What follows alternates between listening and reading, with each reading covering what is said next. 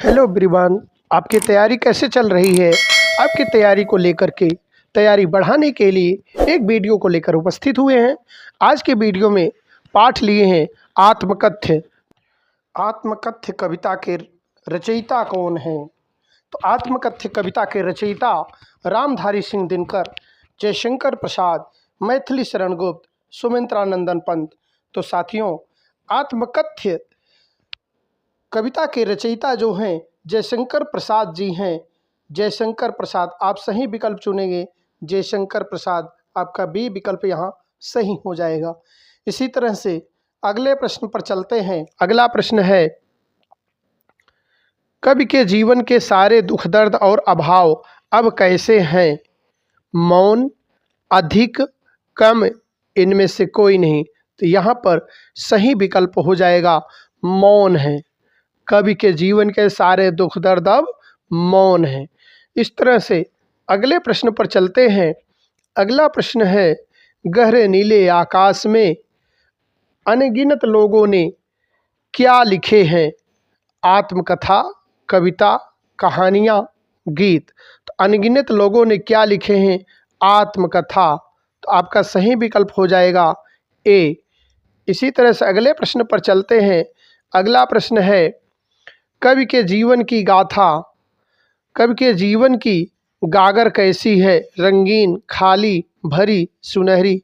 कवि के जीवन की गागर रंगीन है, खाली है, भरी है, सुनहरी है। तो कवि के जीवन की गागर खाली है। इसी तरह से अगला प्रश्न है, कवि ने खाली घड़े से किसकी ओर इशारा किया है? तो कवि ने खाली घड़े से खाली घर की ओर, सूखी नदी की ओर, असफल जीवन की ओर, इनमें से कोई नहीं। कवि ने खाली घड़े से किसकी ओर? असफल जीवन की ओर इशारा किया है। इसी तरह से अगला प्रश्न है, कवि अपने किस स्वभाव को दोष नहीं देना चाहते हैं? मधुर स्वभाव को, उग्र स्वभाव को, कोमल स्वभाव को, सरल स्वभाव को। सरल स्वभाव को दोष नहीं देना चाहते हैं। इसी तरह से अगला प्रश्न है,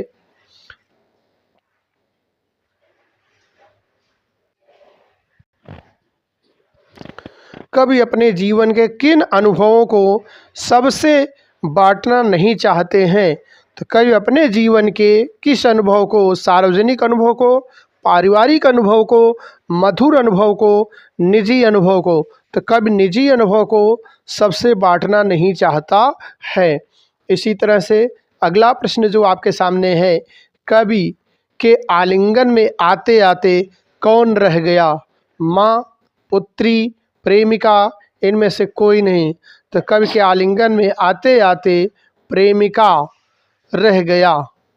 इस तरह से अगला प्रश्न है, आगे कविता में थका हुआ पथिक कौन है? कवि, कवि के मित्र, कवि की प्रेमिका, इनमें से कोई नहीं। कविता में थका हुआ पथिक कवि स्वयं है। कवि स्वयं जो है थका हुआ पथिक है। इसी तरह से अगला प्रश्न है, मुरझाकर गिर रही पत्तियां किसकी प्रतीक हैं? खुशियों की, उदासी की, निराशाओं का, इनमें से कोई नहीं। तो मुरझाकर गिर रही पत्तियां निराशाओं का प्रतीक हैं, निराशाओं के रूप में प्रस्तुत की गई हैं। इसी तरह से अगला प्रश्न है, कवि के सरल स्वभाव के कारण किसने धोखा दिया? प्रेमिका ने, मित्रों ने, संबंधियों ने, इनमें से कोई नहीं। कवि के सरल स्वभाव के कारण मित्रों ने धोखा दिया है, मित्रों ने। इसी तरह से अगला प्रश्न है, कवि ने अब तक कैसा जीवन जिया है? तो कवि ने अब तक कैसा जीवन जिया है? दुखदाई, सुखी, स्वतंत्र, इनमें से कोई नहीं। तो कवि ने दुखदाई जीवन अब तक जिया है। ये विकल्प आपका सही हो जाएगा। इसी तरह से अगला प्रश्न है, कवि अपनी आत्मकथा लिखने के बजाय क्या करना चाहता है? रोना चाहता है, खुश रहना चाहता है, हंसना चाहता है, दूसरों की आत्मकथा सुनना चाहता है। तो कवि जो है दूसरों की आत्मकथा सुनना चाहता है। डी विकल्प आपका बिल्कुल सही हो जाएगा। इसी तरह से अगला प्रश्न है, कवि का दाम्पत्य जीवन कैसा है? क्लेश रहित, सुखी, दुखी, इनमें से कोई नहीं। कवि का दाम्पत्य जीवन जो है दुखी है। सी विकल्प आपका सही हो जाएगा। इसी तरह से अगला प्रश्न है, कवि ने अपने मन को किसका रूप दिया है? भंवरे का, गीतकार का, कोयल का, इनमें से कोई नहीं। कवि ने अपने मन को भंवरे का रूप दिया है, भंवरे का रूप दिया है।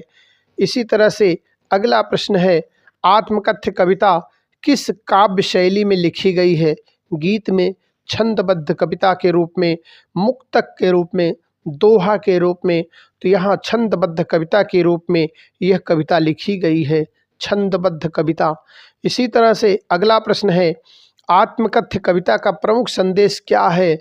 कवि का आत्मविश्लेषण, कवि का वर्णन, प्रकृति वर्णन, प्रेम और सौंदर्य की महिमा, वीर रस की प्रधानता।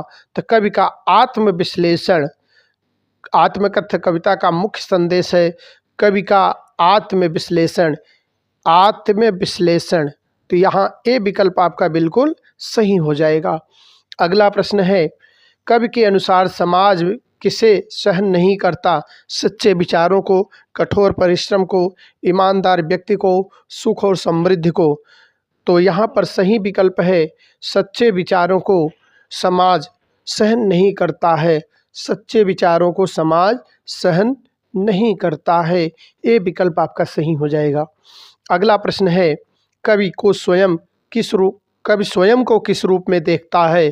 तो स्वयं को समाज का अनुयायी देखता है, समाज का मार्गदर्शक मानता है, समाज से अलग एक स्वतंत्र विचारक, एक साधारण व्यक्ति, समाज से अलग एक स्वतंत्र विचारक के रूप में कवि स्वयं को देखता है।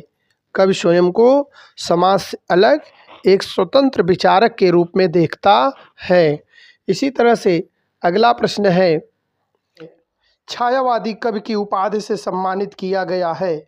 छायावादी कवि की उपाधि से सम्मानित किया गया है। किसे सम्मानित किया गया है? रामधारी सिंह दिनकर, मैथिली शरण गुप्त, महावीर प्रसाद द्विवेदी, जयशंकर प्रसाद। तो आपका सही उत्तर हो जाएगा जयशंकर प्रसाद।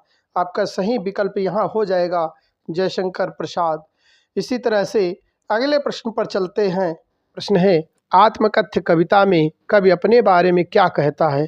वह समाज के अनुरूप चलता है, वह अपने विचारों में स्पष्ट और निडर है, वह केवल दूसरों की बात मानता है, वह सामाजिक परंपराओं को तोड़ना चाहता है, वह अपने विचारों में स्पष्ट और निडर है। कैसा है? स्पष्ट है और निडर है। तो आपका बी विकल्प सही हो जाएगा। इसी तरह से अगला प्रश्न है, आत्मकथ्य कविता में कवि का दृष्टिकोण कैसा है? नकारात्मक, संशयपूर्ण, आत्मविश्लेषणात्मक, आलोचनात्मक।